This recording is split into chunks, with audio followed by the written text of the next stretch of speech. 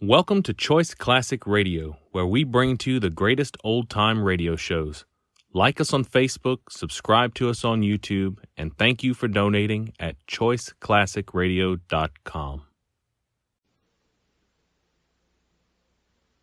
Ladies and gentlemen, due to technical difficulties beyond our control at the moment, the Dragnet program, originally scheduled at this period, has been postponed temporarily. It will be heard in just a few moments.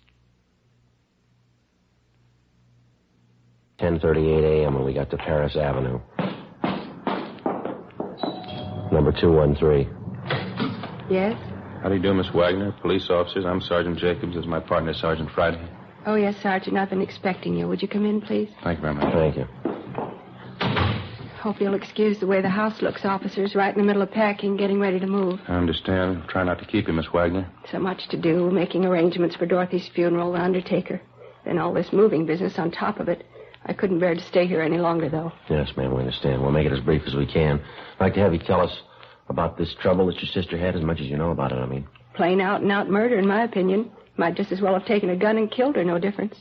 You knew all about the relationship between your sister Dorothy and this man Reynolds, is that correct? Yes, right from the beginning. I was there when they met. Would you mind if I went ahead packing these few things here? My sister's things. I'd like to finish up before I leave. Have an appointment at noon, the mortuary. Surely, go right ahead. Few books, knickknacks, personal things of Dorothy's. Foolish woman. I gave her credit for more sense. Now, about this man Reynolds, Miss Wagner. I saw through him right from the start. I tried to tell Dorothy. He was a fortune hunter, money hungry. Of course, she wouldn't listen. She always knew better. Charles R. Reynolds. Is that the name you knew him by, ma'am? Yes, that's right. Dorothy and I met him one Sunday night in the hotel dining room. Two of us always had dinner at the hotel Sunday nights every Sunday. That's the hotel out in Wilshire you told us about? That's correct. Be exactly a month this coming Sunday. Came up to our table and introduced himself. Claimed he knew my father when he was alive. Dad owned some big packing plants in the East. Died 9 years ago. Left the estate to Dorothy and me. I see. Would you have anything to add to the description that you gave us on Reynolds, Miss Wagner? I mean, can you think of anything unusual about him at all? Scars, peculiar mannerisms, anything like that? No, nothing special. Dressed well, as I say. Apparently cultured, well-traveled. Mm-hmm. He was handsome enough.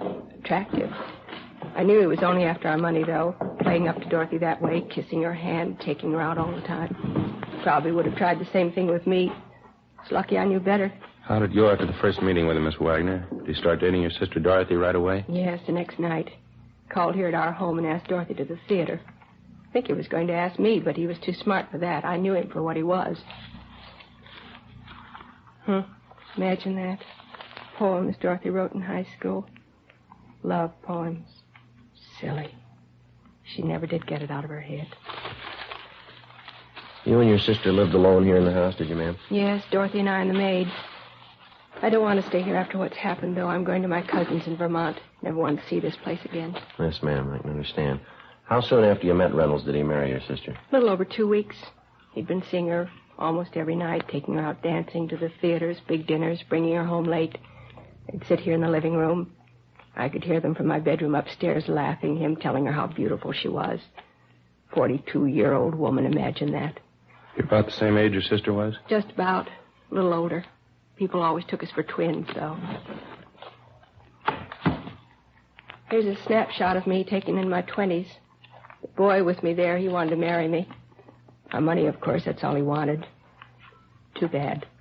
Dorothy never seemed to realize that about men. Girls from wealthy families, they have to be careful. We understand Reynolds took your sister out of town to be married, is that right? Yes, Las Vegas. Reynolds had told her his bank funds were tied up temporarily in a Canadian bank. He wrote Dorothy a check for $10,000, and she gave him her check for the same amount. He said he wanted to book reservations for a round-the-world trip for both of them. I see. The same day Dorothy gave him the check, he cashed it. The bank called her about it, and she said it was perfectly all right. An hour after he cashed it, Reynolds disappeared. No trace of him. Of course, his check's worthless. We found that out. Mm-hmm. And you figure that's the only reason your sister took her own life? There's no other reason. Wasn't the money so much. Dorothy has her share of the estate. It's a shame, I suppose. Awful shame. Disappointment. She should have known better, a woman her age. Had your sister ever been married before, Miss Wagner? Yes. When she was 18. Ran off to Chicago and married a young fellow. She claimed she loved him, too. Naturally, he was after our money. My father and I went and brought her home. We had the marriage annulled. It was that way all her life, half a dozen men. They brought Dorothy nothing but misery. And this was the last, this Charles Reynolds. How about his background, ma'am, his business connections? Did he ever mention any of that to you or your sister? Claimed he had interests all over. South America, Australia. Seemed to have plenty of money. Guess his kind always has. Do you think you'll find him? We're going to try, Miss Wagner. Dorothy went upstairs to her bedroom and stayed there. She looked so strange. She took out some pressed flowers from a book. Some boy had given them to her once years ago. Don't know who. She just sat on the edge of her bed and stared at them, old pressed flowers. Next morning, the maid came upstairs, and Dorothy was lying on the floor. Empty bottle of pills next to her. Awful disgrace. Never happened before in our family. Mm-hmm. If you don't mind, Miss Wagner, we'd like to get as many particulars about this man Reynolds as you can remember. There. That's the last. I don't know what else to tell you, officer. All I know is I was young when Dorothy was young. I could have had a man if I wanted. But I didn't run off when I was 18 to marry a boy. I knew my duty. If it wasn't proper, it wasn't a love. I didn't run off as a middle-aged woman to marry a fortune hunter either. What made her do it? I wouldn't know, ma'am. She was your sister. What kind of a man was he? What kind of a mind? Making love, kissing her, just to take her money. Imagine. Selling somebody with a kiss. Well, it's not the first time, ma'am. Is that so? Look it up. You'll find it in the Bible.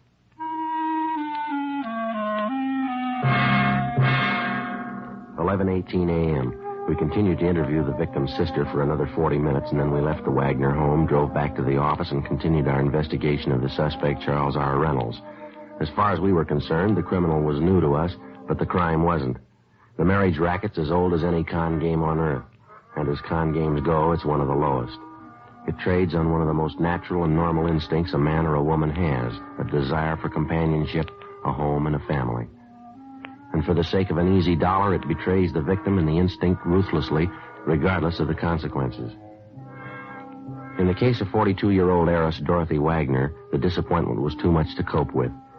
For her, the marriage game ended in the front parlor of a mortuary on South Hoover Street. For the suspect, Charles Reynolds, it had continued to be a paying business until he was stopped. After a homicide detail completed their investigation of the case, and it was definitely determined that Dorothy Wagner took her own life, the matter was turned over to us. 11:50 a.m. We got off a request to Las Vegas asking them for all the information on the marriage, and then I contacted the stats office and asked them to make a run on the suspect for us, based on his detailed description and also on his method of operation. I went back down the hall and met Ed Jacobs at the R&I counter. How you doing? Not too much luck, Joe. Forger didn't come up with anything either. Nothing on him in their files. It's not much of a start, is it? Apparently, this is the first time he's worked the town. Hornsby couldn't find anything on the name, not in the main file anyway. Mm-hmm. What do you got there? I asked John to check the correspondence file. He came up with this. Uh-huh. Out of Chicago, huh? Yeah, it came in over 3 months ago. Inquiry from their bunco detail. Suspect name right here, Frank L. Richland. Yeah. Same angle, marriage racket. Hmm. Yeah, the MO's pretty close. Any description? Oh, here. What do you think? 6'1", 170 pounds, gray wavy hair, blue eyes, fair complexion. That's fairly close, could be. Mm-hmm. Here's the alias list Richland uses, as long as your arm. Here's one caught our eye, Reynolds. Alias George A. Reynolds, Thomas R. Reynolds, alias C.H. Reynolds, alias Charles R. Reynolds. Wants on him for forgery, bunco, grand theft. A lot of experience. How about a mugshot on this one? None attached. No L.A. contacts either. Well, we better get off a wire to Chicago PD, have them send us what they can on him. Want to prove it one way or the other by the end of the week, maybe, huh? Yeah.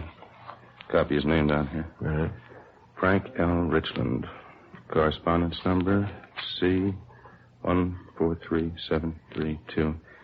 Chicago case number D-612-32. Attention, Lieutenant Smichaels. I'm just thinking, Ed. Huh? The last time anyone saw Reynolds, when was it, 10, 12 days ago? 10 days ago, yeah. September 23rd, same day he cashed the check and took a run out. Well, if he's working the city for the first time, he must figure he's had some fair luck. 10,000 on the first try is pretty encouraging. Yeah? If he gets the idea the town's a gold mine, he's not going to pull out stakes here. Figures. Probably trying to reach a couple other women with the same angle. Could be he's working on it now. Well, that's the problem. What do you mean? The women. Say he's been romancing 3 or 4 of them around town. He's got them all primed. Huh? How you going to warn a woman about a thief before her purse is gone? After getting off a wire to Chicago regarding the suspect, which was in addition to the broadcast and the APB we'd gotten out on him, Ed Jacobs and I continued checking out the various contacts that he'd made in the city. We checked stores where he shopped, banks where he allegedly did business, restaurants and hotels which he reportedly patronized. It took 3 days of dull, steady legwork. You can say it much faster than you can do it. All of the bank references, without exception, were falsified. Where he made purchases, it was strictly cash dealing. The same for the restaurants he'd frequented. Besides meager descriptions of the man, the restaurant employees weren't able to help us much. At one of the 2 hotels, where we learned he was a guest for a full month, we finally netted half a lead. One of the bellboys told us that the man known as Charles Reynolds seemed to be pretty friendly with the head waiter in the hotel dining room, a Henry Kingsbury. We located Kingsbury in the dining room in mid-afternoon, directing arrangements for a large private party to be held that night. Across the dance floor, the orchestra was on the bandstand rehearsing, the musicians in their shirt sleeves. Kingsbury was reserved and not too cooperative. Yes, I was acquainted with Mr. Reynolds, no more than the other guests, though. That's not the way we get it, Mr. Kingsbury. We hear you were pretty friendly with him. Only as far as my job goes. That's my business, making people feel at home, making them comfortable. We understand Reynolds was a pretty heavy tipper, is that right? He always took good care of me and the boys, the waiters. He was very generous. Did he expect anything special in return for the tips that he gave you? I don't think I understand. Oh, I think you do. How about it? Well, he was always very good to us, all of us. I could hardly refuse. Refuse what? When he first moved into the hotel, he became friendly with me, introduced himself, gave me a good tip in advance to take care of him. First few nights here, he spent at the cocktail bar, meeting people, buying a few drinks, getting acquainted. Third or fourth night, that's when he asked me. Yeah? He said when some prominent women came into the dining room, wealthy women, would I point them out to him? Single women, of course. I couldn't see any harm in it. He put a $20 bill in my hand. I said, yes, I would. After all, we have to look out for ourselves. Did he expect anything else for those tips? I don't know. I don't think it would be right if I told you. You know why we're here, Mr. Kingsbury. We leveled with you. We expect you to do the same with us. Well, there was the 2 Wagner sisters. They came here every Sunday night for dinner, regular routine for them. Yeah? Mr. Reynolds was at the bar. He asked who they were, and I told him. He seemed impressed. He asked me to help with an introduction to them, and I did. Next afternoon, he came to me again. He said he was taking one of the Wagner sisters to dinner that night. It was important to him. He gave me another big tip. Said he wanted us to roll out the red carpet for him that night. What'd that consist of? Well, special consideration, the best treatment in the house, I was to act as if I'd known him for years. Well, it was a good tip. I did what he asked. As I say, we have to look out for ourselves. This happened more than once, did it? 2 or 3 times, yeah. Miss Wagner, Dorothy Wagner, she seemed impressed. At the time, I didn't think anything was wrong with it. You actually didn't know Reynolds, is that right? You'd never seen him before. Well, I suppose, yes. I only found out later, though, reading the papers. I mean, what really happened. I didn't know what he was at the time. You couldn't see what Reynolds was up to? You didn't know what he was doing? No, naturally not. He was a good tipper. That's all I know. It was the money. We have to look out for ourselves. Yeah. I felt sorry about Miss Wagner. I went to the funeral. They couldn't say I'm to blame, could they? What happened, I mean? It's not on my conscience. You wouldn't say so, would you? She's dead, mister. You figure it. Thursday, October 13th. The investigation continued. Still no sign of the suspect. We got an answer from Las Vegas and also from the Chicago PD's bunco detail on our inquiries. They enclosed mug shots and fingerprint classification of the suspect, Frank Richland, alias Charles R. Reynolds. The pictures were shown to witnesses and acquaintances who'd known the suspect, and they definitely established Frank Richland and Charles Reynolds as one and the same person. We got out a supplementary APB containing the latest information on the suspect. Saturday, October 15th, we got our second complaint on the marriage bunco artist. This time from the proprietress of a small chain of lunch counters in the San Pedro area, a Miss Hagar Lindstrom. Ed and I drove down to the harbor area where we interviewed her at one of her lunch counters. She identified Richland's mugshot. Her story of the marriage swindle matched closely with that of the previous victim, Dorothy Wagner. Yeah, he was a fine gentleman, Mr. Jan Richland. I don't know what happened. I don't know what to say. He told you he was from England, Miss Lindstrom, is that right? Yeah, he talked like Englishman. He could speak good English, like from London or someplace. Says he builds boats, big ones. I beg your pardon, ma'am? Big boats. Oh, yes. He told me that's his business. He said he had lots of money. We would sail around the world on a honeymoon. Maybe he will come back still. I hope so. I wouldn't count on that, Miss Lindstrom. Would you tell us this, please? How'd you happen to meet this man, Richland? At the hotel up the street, the big hotel. I can show it to you. The one on Jackson Street. Yes, ma'am. They seemed to know he was a rich man. Nice clothes he wore. He spent money a lot. When we got married, we spent lots of money. Where were you married, ma'am? We went down to Mexico. One weekend we went down there and we got married. It was romantic. Very nice. Even Lars liked it. Who's that, ma'am? Lars. That's him down the counter there. Lars, my brother. Oh, well, your brother went along with you when you got married, is that right? Lars and I go every place together. I don't do anything without Lars. Mr. Richland was nice about it. He does seem to mind Lars. Just a minute, they call him. Lars? Huh? Lars? Lars and I run the business together. The soda fountains we have. It's a long time. We have work at it. Hard work. Yes, ma'am, I guess so. We make good living. Not easy, though. That's why it was so bad. Mr. Richland, $3,000 he took. Ja, how about? These are the police, Lars. They want to know about Mr. Richland. How do you do? How are you, sir? Yeah, he was no good. When they find him, they hit him. Now, the $3,000 he got from you, ma'am, how did that work? I mean, did you give him the money, lend it to him? Just what was it? When we came back from Mexico from being married, Mr. Richland and me and Lars, he said he was waiting for money from his bank in New York. Mr. Richland said that. He wrote me a check for $3,000. I gave him our check for $3,000. Even Lars thought it was all right. Didn't you, Lars? Yeah, he was crazy. His check was no good. He beat him up, he punched him good. That's quite a bit of money, Miss Lindstrom. What kind of a story did he give you? He would buy the tickets for a honeymoon trip. That's what he said. A long trip together. Romantic. Mr. Richland and me and Lars. He didn't mind Lars coming along either. Did he, Lars? No, he didn't mind. Now, this Richland disappeared right after he cashed your check, is that Yes, right? sir. He got the money and he was gone. 6 days ago. We never hurt him. I don't know why he did this to us. I thought he loved me. I thought he was my husband. Mm-hmm. We haven't seen or heard anything of him since he disappeared? Not me nor Lars. But maybe we know. That's why we call you officers. Yes, ma'am? We have this friend downtown, James Svensson. He met Mr. Richland once when he was here. Mm-hmm. Svensson called Lars on the telephone. He said he saw Mr. Richland downtown, going into the hotel. Are you sure it was Richland? Yeah, he said he thought so. How long ago did he see him? Last night. We got on the phone right away and talked to the friend of the Lindstroms, James Swenson. He gave us the name and location of the downtown hotel where he thought he'd seen the suspect, Richland, the night before. Ed called the hotel and checked with the desk clerk. Yeah, that's right. Fairly tall, wavy gray hair, fair complexion. Might be registered as John Richland. That's right. Okay, we'll check with you later. Bye. Any luck? Guy registered as Harold Richland. Descriptions match. He's still there? Checked out this morning.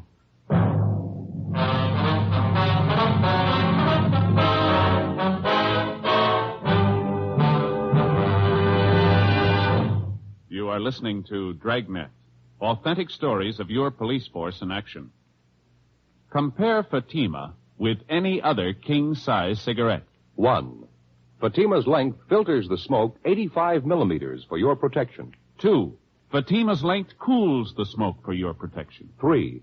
Fatima's length gives you those extra puffs, 21% longer than standard cigarette size. And in Fatima, you get an extra mild and soothing smoke, plus the added protection of Fatima quality. To show our confidence in Fatima, we make this money-back guarantee to every king-size cigarette smoker. Buy a pack of Fatimas. Enjoy Fatima quality, extra mildness, and superbly blended tobaccos. If you're not convinced Fatima is better than the king-size cigarette you're now smoking, just return the pack in the unsmoked Fatimas before August 1st, 1952, and we'll give you your money back plus postage.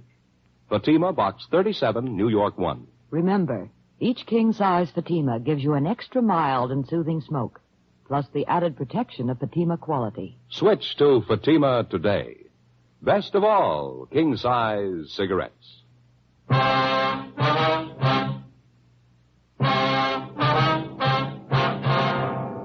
Saturday, October 15th, 2:30 p.m. Ed Jacobs and I drove back downtown to the hotel where the bunco suspect, Richland, supposedly had been staying. The desk clerk definitely identified his mugshot and told us that the man registered as Harold Richland had checked out a few minutes before 9 a.m. that morning. No forwarding address. We examined the room he'd been staying in, talked to the residents and the employees of the hotel, but we failed to come up with a single lead as to the suspect's whereabouts. During the week that followed, we received 3 different kickbacks on the all points we'd gotten out on Richland. We checked each one of them out, but they failed to materialize into anything. We stayed on it. October 19th, Wednesday, 7:50 a.m.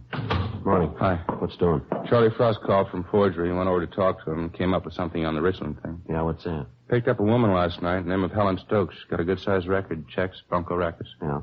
Got her this time on a check thief. She wrote one for $3,500. Yeah, well, how's it tie in with us? Check was made out to Harold Richland. 8:15 a.m. We signed out, drove over to the main jail, and had the forgery suspect, Helen Stokes, brought to one of the interrogation rooms. She was a dark-haired, fairly attractive woman in her early 30s.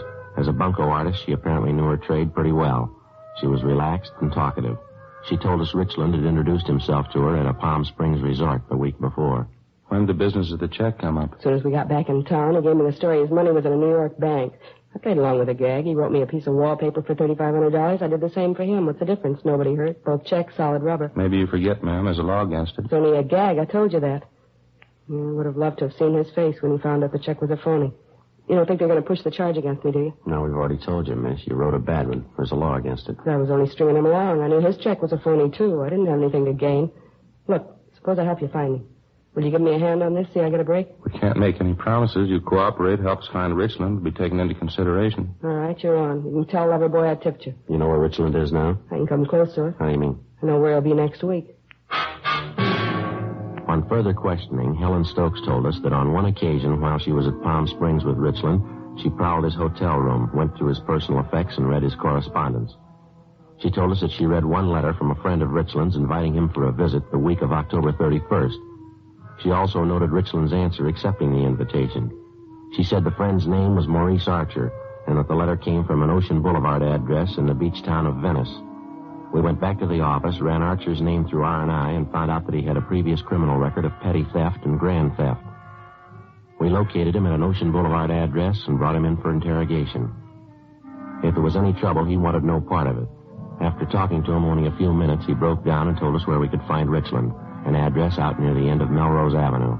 It was an apartment court. The suspect was registered in one of the rear cottages under the name of Reynolds. He wasn't at home. Ed and I went on stakeout inside the cottage. We waited. 6:30 p.m. Somebody coming in? Yeah. Hold it right there, Mr. Police Officers. What's this? Hands out in the open. Come on up. I don't understand it. Want to shake him down, Ed? Yeah. All right, it's clean. Look, I don't know what you want, officers, but this is a mistake. Your name Charles Reynolds? Reynolds? No, my name's Richland. That'll do. Let's go. No, just a minute, please. What am I accused of? Who's accusing me? Last pigeon you had lined up. She wanted us to tell you. Helen Stokes. Stokes. Phony dame. You can't believe her, officer. She's phony. She's nothing but a con artist. That's a good reason to believe her. What? Takes one to know one. 7:05 p.m. After checking through the cottage, Ed and I drove Richland downtown and took him to the interrogation room. He'd admit nothing. We called Miss Wagner, the sister of his first victim, and she was still in town. She agreed to come down to the office to confront the suspect. So did the second victim, Hagar Lindstrom, and her brother, Lars. Cars were sent out to pick them up. At a special show-up, Richland was picked out as the guilty man. We took him back to the interrogation room. Miss Wagner was the first one called in. She again identified Richland, alias Reynolds, as the man who had married and swindled her sister, Dorothy. All right, Miss Wagner, that'll be all. Thanks very much for coming in. Yes, all right. Thank you. Look, I don't know that woman. I'm not trying to be stubborn, but I'm afraid you're wrong. I'm not the man you want. Lindstrom's are outside, Joe, waiting. All right, bring him in. Miss Lindstrom? Mr. Lindstrom, come in, please.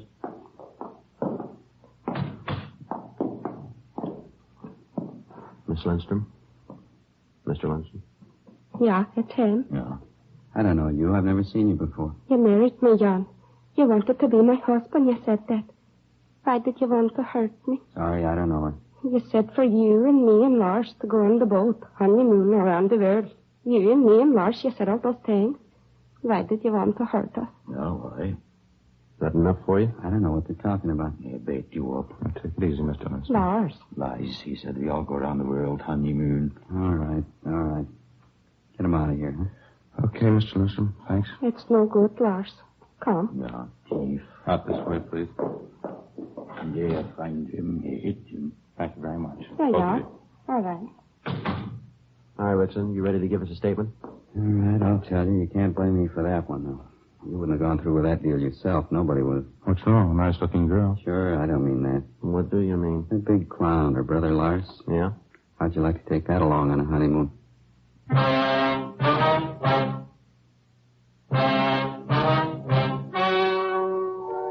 The story you have just heard was true.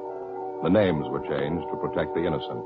On January 14th, trial was held in Superior Court, Department 88, City and County of Los Angeles, State of California. In a moment, the results of that trial.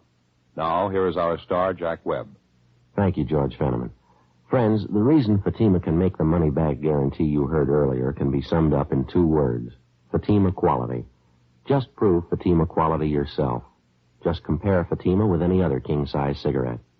Fatima's length filters the smoke 85 millimeters, cools the smoke, all for your protection. You get those extra puffs because Fatima is 21% longer than standard cigarette size. And Fatima gives you an extra mild and soothing smoke, plus the added protection of Fatima quality. Prove it today. Buy Fatima.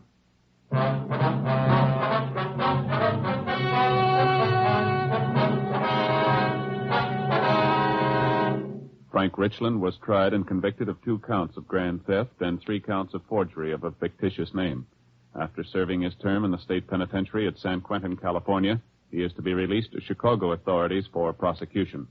Grand theft is punishable by imprisonment for not less than 1, nor more than 10 years. Forgery of a fictitious name is punishable by imprisonment from 2 to 14 years.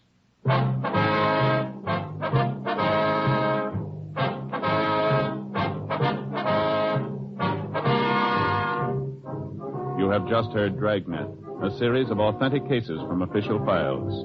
Technical advice comes from the Office of Chief of Police W.H. Parker, Los Angeles Police Department. Heard tonight were Barney Phillips and Virginia Gregg. Script by Jim Moser. Music by Walter Schumann. Hal Gibney speaking. Fatima Cigarettes, best of all king-size cigarettes, has brought you Dragnet, transcribed from Los Angeles. February 18th, hear the Gala City Service Silver Radio Jubilee on NBC.